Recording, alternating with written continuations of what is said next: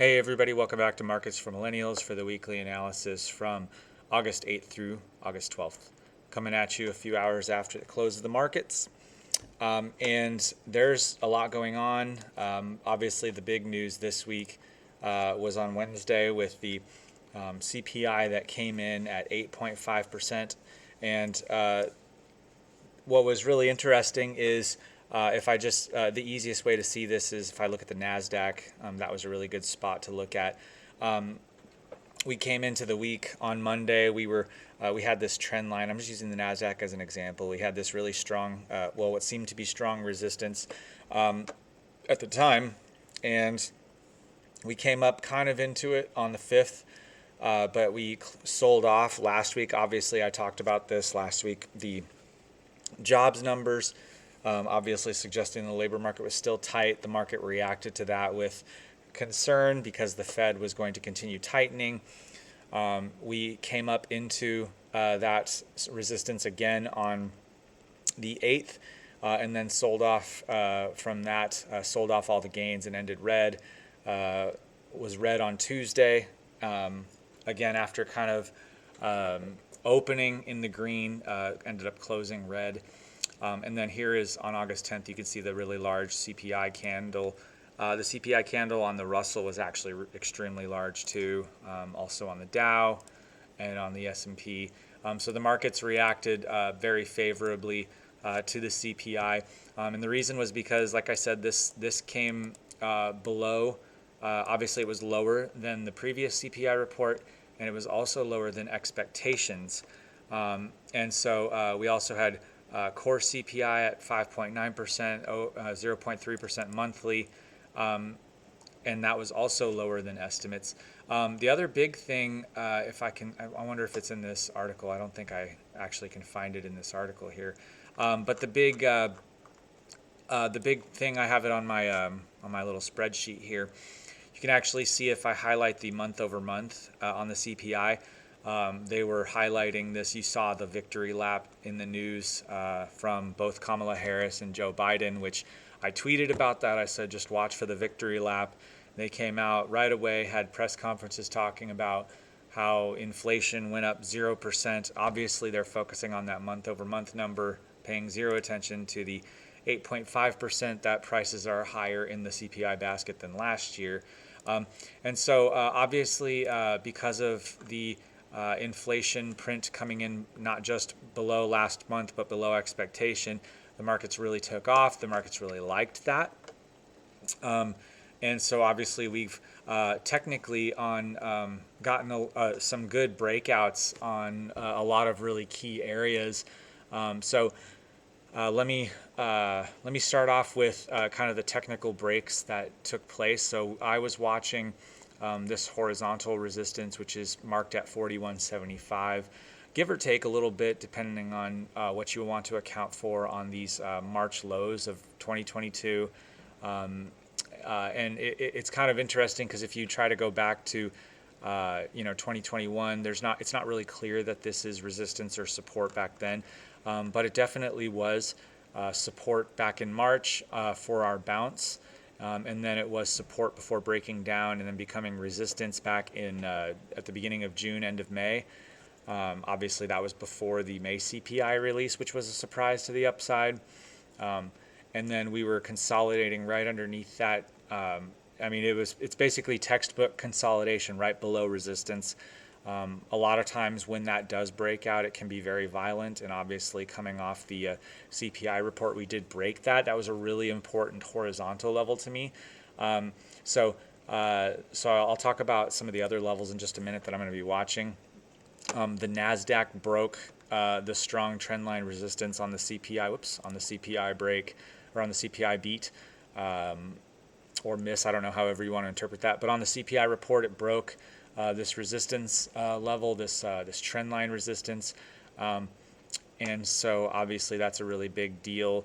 I'm guessing, yesterday a lot of people, when the market was up, I think a lot of people were chasing, and then we sold that off and came down for this retest. And technically, this bar, this candle, went up above the high of the wick, so that's technically a resumption. So it would not surprise me at all going into next week. I'm going to save some of that conversation in just a little bit for a little bit later in this video, but just suffice to say, it would not surprise me to see this go up even further.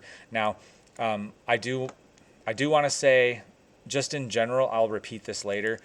This bounce can go up, on for quite a bit. What I'm going to say is that this is going to come back off, and it's going to have a pullback in order for it to be a healthy market. If you look at the SAMS indicator that I have, it's getting back up towards that upper boundary of its vol range, and so all that is to say, like for the NASDAQ, for example, it's getting overbought. I mean, it's been overbought for a little bit. There's still a lot of demand from CTAs and quants and stuff like that, but point is that it's going to get overbought. It's going to have a pullback. So I'm expecting a pullback. I'm not saying that it's going to go make lower lows right now. I think that the jury is still out because of the way that the macro has changed a little bit over the last few weeks, and what the market is expecting has changed over the last few weeks and over the last month and a half or so.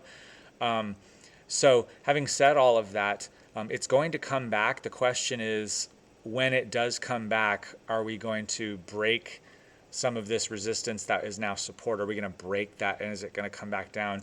And that's what I think we have to be prepared for. And I think a lot of it's going to depend on when we get the pullback and what the macro is going to look like. So I just wanted to mention that right off the bat.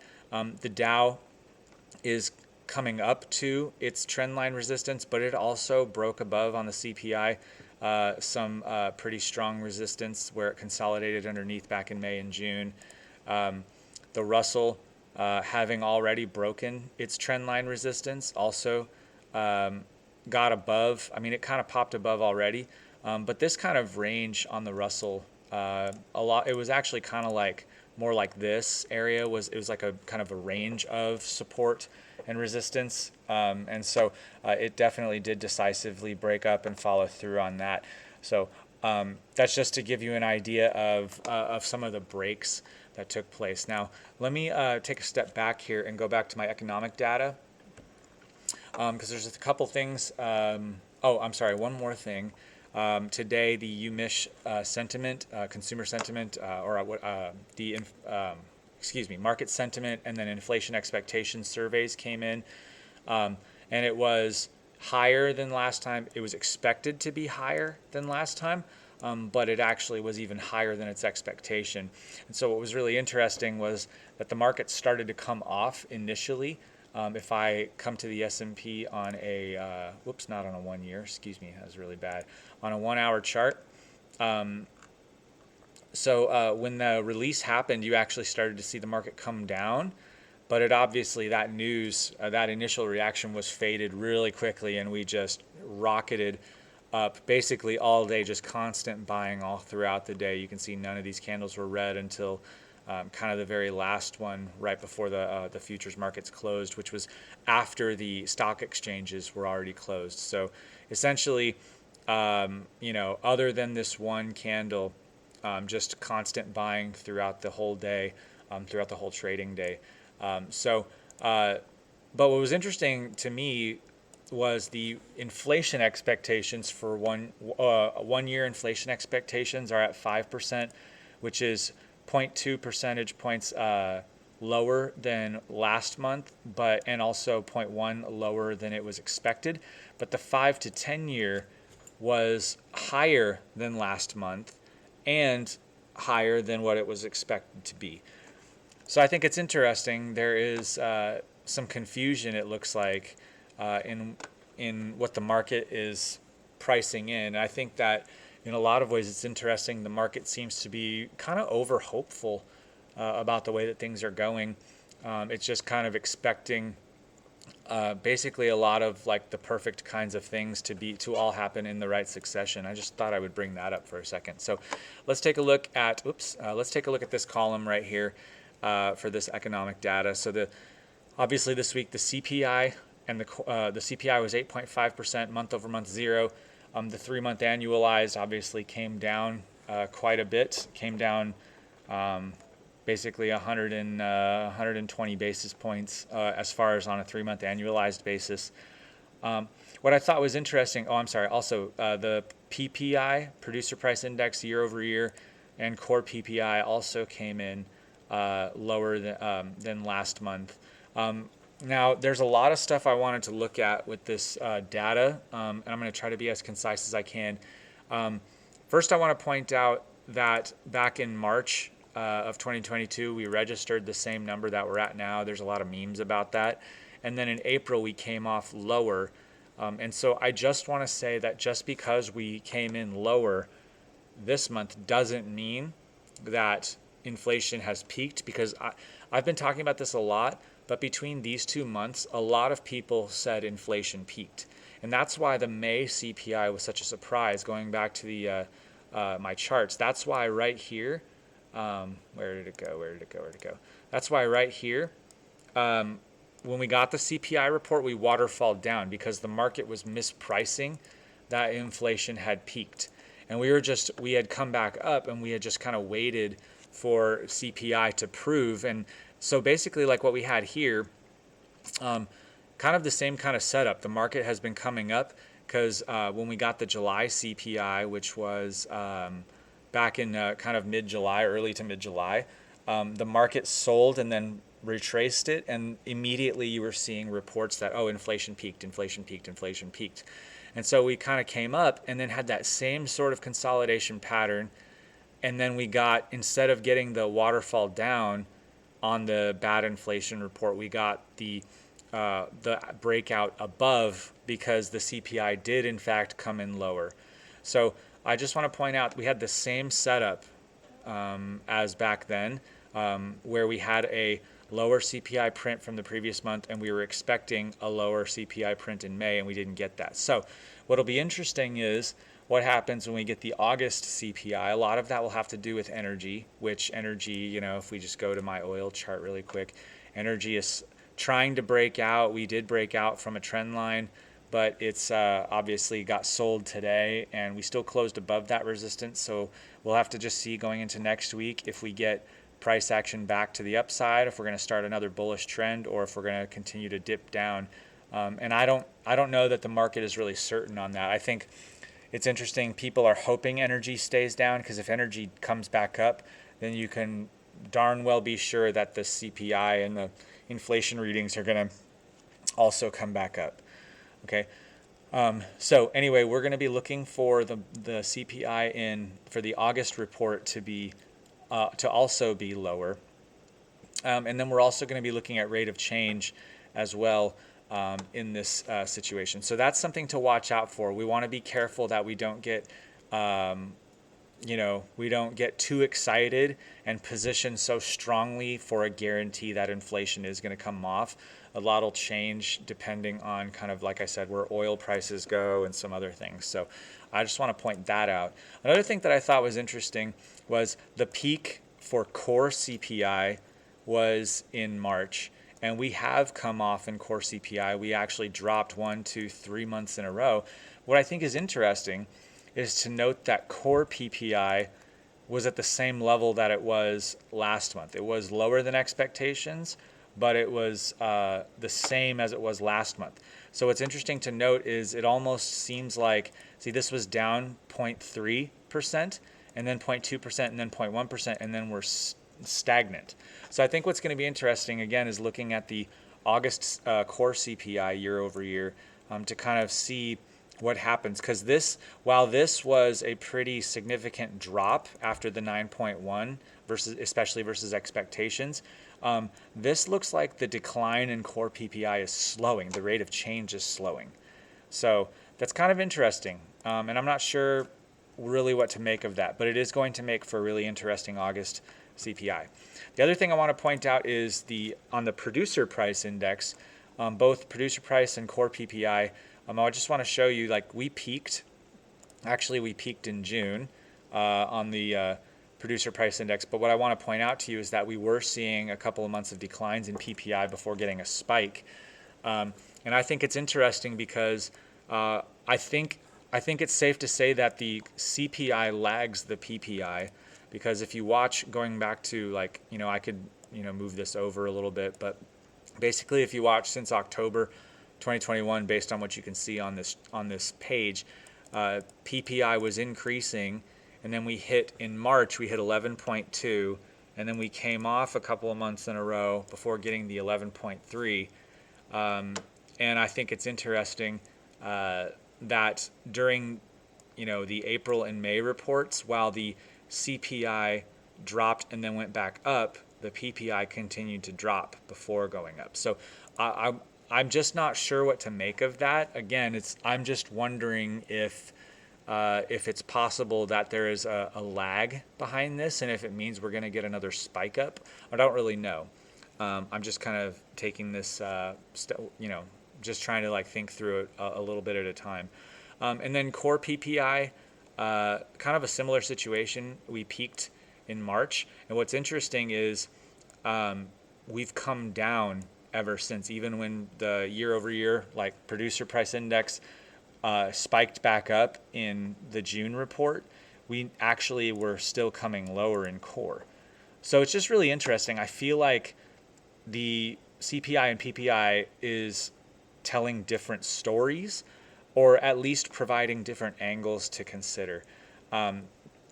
And so that's something I think important to mention. And then I wanted to also mention this because there's one other really big report that I highlighted here in yellow, because these are the month-over-month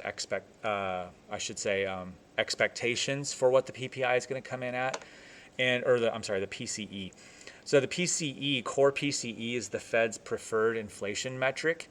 And so I think what's interesting to note is that if you follow the bottom chart, or the bottom line on each, the 3-month annualized, we kind of have been stuck at 8.8 for a couple of months. And if the month over month, if the PCE is exactly what is expected, then that 3-month annualized will still be exactly the same as it was before.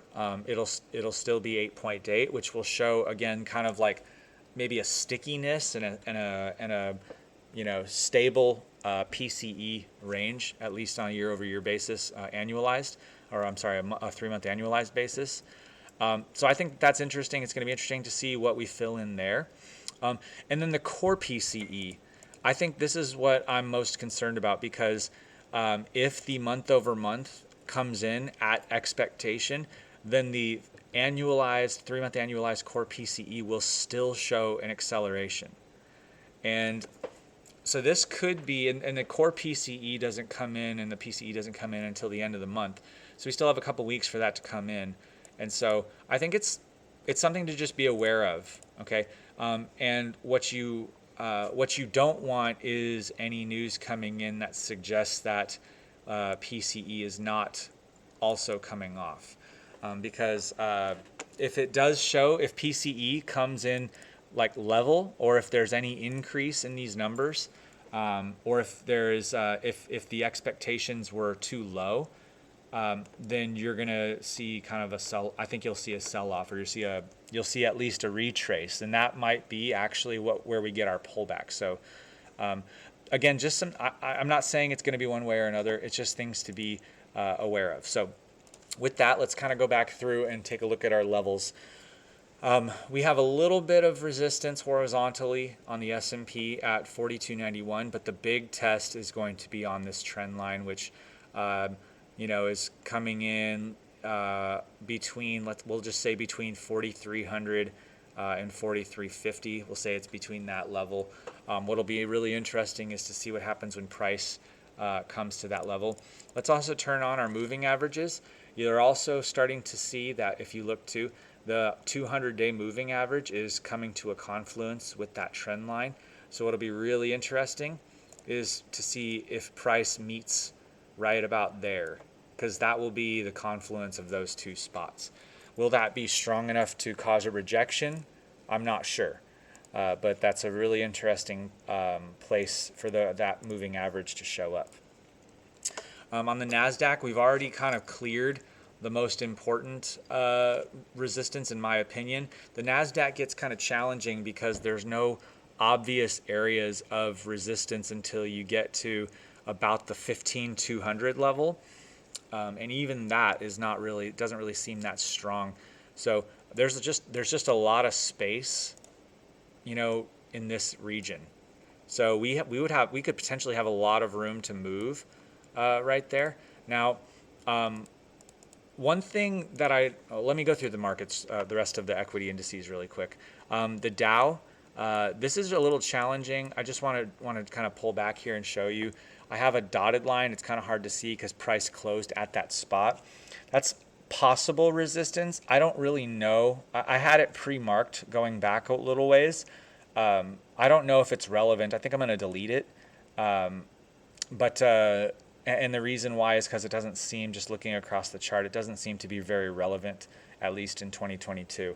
The next possible spot where I can see kind of a range of resistance, I mean, honestly, anywhere between here and 3481 or 34,081 is kind of the zone. So right in here, and it just so happens that the 200-day, or I'm sorry, it just so happens that that's where the trend line resistance comes in. You pull up your moving averages, that's where the 200-day is. In fact, I'm going to show you where the 200-day is on all of the charts. Let me go back to the NASDAQ. The 200-day, right about there. So, you know, that's going to be a potential area to watch for. That's the area that got rejected on the NASDAQ back on the March and April bounce. So I'm going to be watching out for that spot. And then the Russell. The Russell actually closed above the 200-day moving average, but it's also coming into some light resistance horizontally. The bigger horizontal resistance level is going to be at right here at about 2138, 2136, somewhere around there. So those are the levels on the equity indices. Now, I want to make a comment. There's been a lot made of what's been going on in the NASDAQ, so let me put up the info line here. If we go from the lows to where we closed today, that's up over 21%. So as soon as we closed, I think it was on the Wednesday candle, yeah. So that was a 20% increase. A lot of people are saying, okay, it's time for the bull market. The bull market has begun. And I'm not saying that price is going to go back down. I just want to continue to make that clear. But I want to go back for a moment to the 2007 to 2009 bear market. And I just want to make some observations here. If you go to to this bounce right here, I'm kind of just doing this off the cuff right now. This bounce was also at its top about 23%. All right. So on the NASDAQ, that's where you got the most significant bounce. So if you kind of go earlier, there was another bounce that was about, almost 9% before coming off, and then having a 23% bounce before eventually coming off. And so on the NASDAQ, your total peak to trough in that market from the top to the bottom was over 50%, 54% basically. So all that is to say that you can go 20% and it doesn't mean that the market has bottomed. And again, I just think it's good to be aware of the possibilities. Obviously, the bigger one for the NASDAQ at least is the .com bubble. And I just for the sake of observation, let's just walk through a couple of these troughs and these bounces. Bottom to top bounce, 36%. Let's see. Well, let's do this one too. This one, almost 19%. Let's do this one. And I'm going on a closing basis, 16%. Let's do this bounce. 25%. Let's do this bounce. 48%. Oh, look, another bounce. Let's do this one. 51%. That's crazy, actually. That's really crazy. Let's try this one. Let's just do some of the smaller bounces. Whoops. That bounce, that's bad. Sorry, I'm trying to do this in real time. 16%. Let's do this one. 14%. 21%. Okay, so look at all those times, and I didn't even highlight all of the mini bounces. Okay, my point is if you think about it, it's entirely possible for for price to bounce into supposedly what these people are all calling a new bull market, and then still sell off and make lower lows. Again, I'm going to say this for like what seems to be the millionth time. I'm just going to say that that's something you have to be really careful of. Probably in another video sometime soon, I'll go back to the dot-com bubble on the NASDAQ, or maybe the GFC, and I'll just try to see on a TA basis if how many times we broke trend lines, just to kind of get an idea. Okay, DXY. Been in this video for a while, so I'm going to try to go quickly through the rest of this. Sorry. I've gone through, some people, their charts look a little bit different. So a lot of people were tracking the DXY with this line. So a lot of people are looking, oh, here's the trend line break, expecting it to waterfall down. I had that trend line, and then I've also had this trend line just faded, just kind of like not visible, because I was trying to go from the lowest point possible connecting some of these lines. And it turns out that we kind of bounced there. I think it's interesting to note that we were closing, let me see, 105.657, and then today's close was 105.674. So we closed above the 50-day moving average. So we're getting to a really important spot on the DXY. If we break, I've got this kind of yellow bar here. This is kind of a range of resistance and support, because it's kind of hard to figure out if I should care more about a horizontal line there or if I should care more about a horizontal line there. Sorry, that was really bad. So that's why I have this kind of bar. Being above it is bullish, being below it is bearish. It's as simple as that. But we are getting to this narrowing point right here where we have to consider if a bounce to the upside is going to probably lead to new highs, and a break of this trend line is probably going to get us all the way down until we test this trend line, which is the most important trend line in the DXY because it marks the bottom from when we bottomed on the DXY below 90, and it's marked the trend all the way up, the baseline of the trend. So that's going to be the last remaining important line on the DXY. My suspicion based on the macro is that this is going to go up, but that's just where I'm at. Time to talk about something controversial. Let's take a look at the yields. So I just want to point out, I have two lines here that I marked. A lot of people, and I talked about this a lot a couple weeks ago, that a lot of people would be watching a head and shoulders pattern, and sure enough they were. And this white line right here is where people were watching the head and shoulders. Basically ever since we got into July, people were watching this white line, and then we broke below it, and then we were coming up and retesting it a couple of times. Now that we have actually come above that, oh, actually we closed below it today. That's pretty crazy.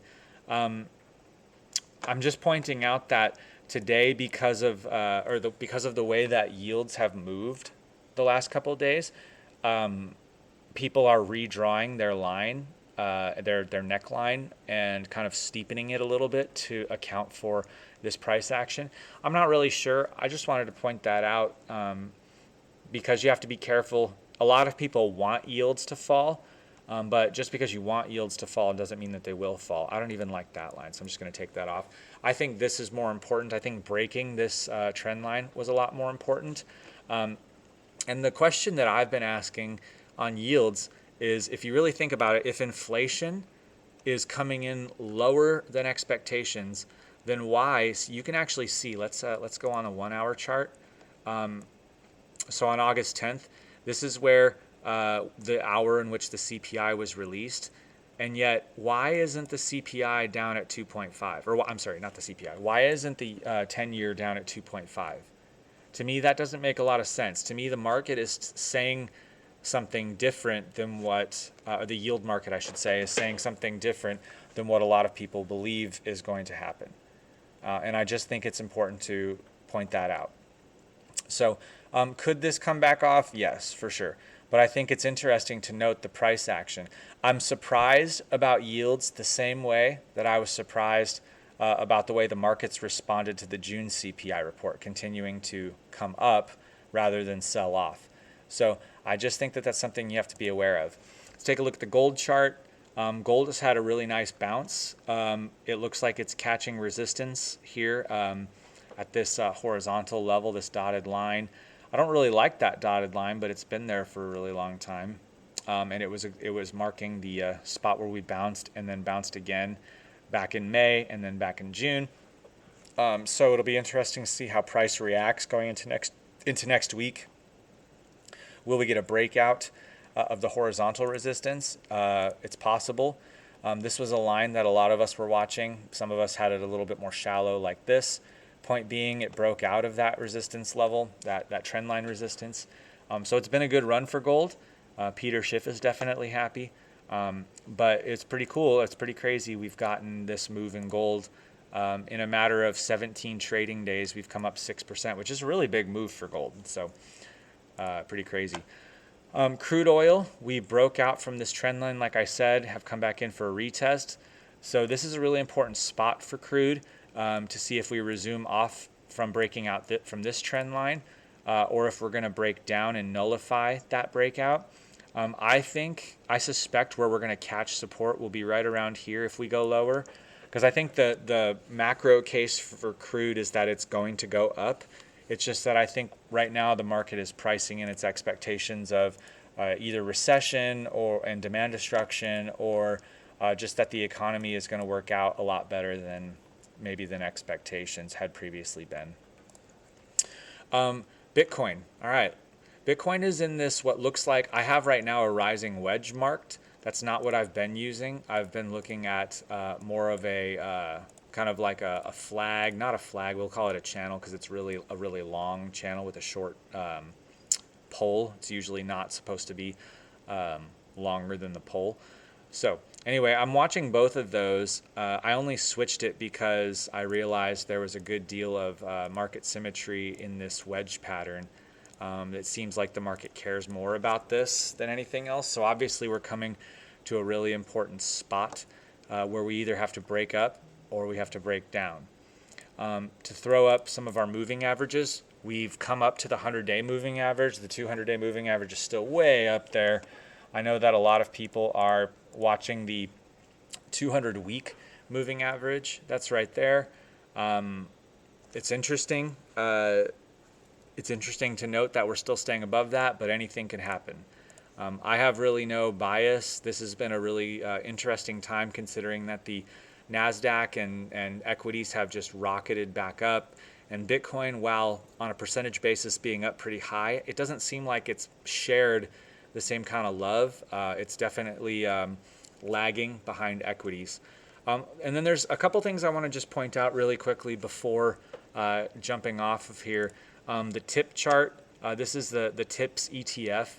Something I've been talking about a lot. Let me get the SPX up here.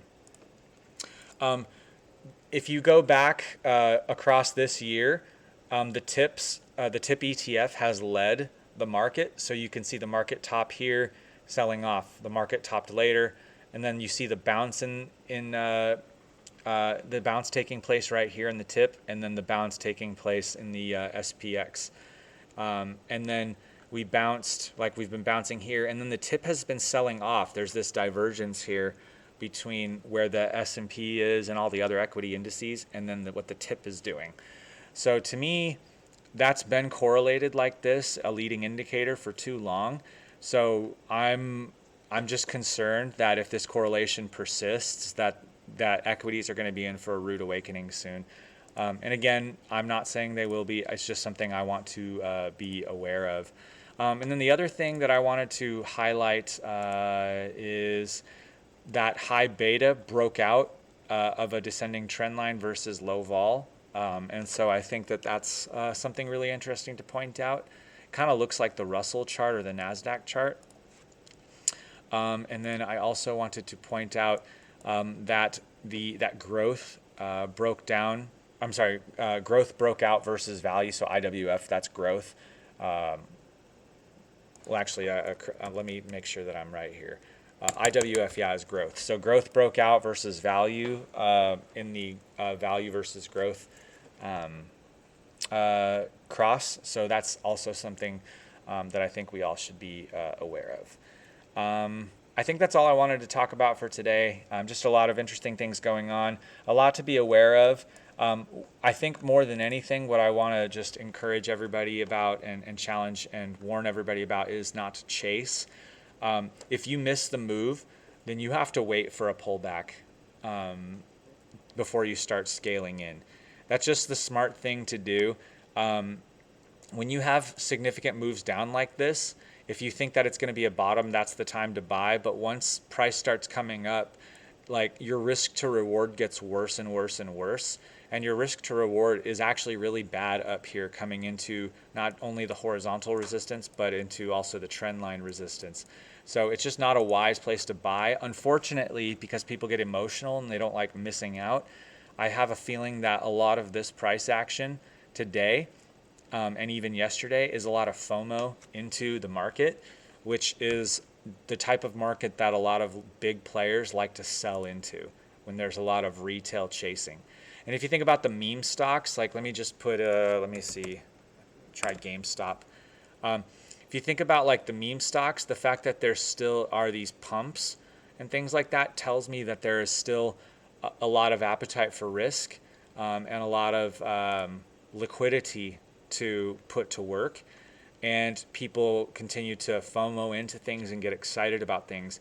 And again, nothing is certain. Maybe we already have bottomed, but it seems really interesting to me that that the VIX has just been coming lower, and the highest that the VIX was in March. The highest close, not the highest wick, that was in January. The highest close on the VIX was back in March, right after the Russia-Ukraine situation started. And considering how people have been so concerned about recession and all that ever since, and all the things that have developed ever since then, it's really interesting to me that that volatility has remained muted. So it's just interesting. I've been calling it on Twitter the most happy and excited and optimistic bottom to a bear market ever. And to me, that has me concerned. So that's just something I want to be aware of. Luckily, I've been positioned to where, I mean, I'll just be full disclosure here. I was positioned to try to take advantage of another drop here, but I also have positions that are for the long side, that are my bullish, optimistic positions. And so obviously, I'm not totally missing this rally. I'm not invested in every part of the rally, but I haven't totally missed out either. So. But it's something you don't want to have to chase. So just be aware of that. I hope you guys have a great weekend, and we'll see what happens next week. I'll catch you next time. Have a great weekend.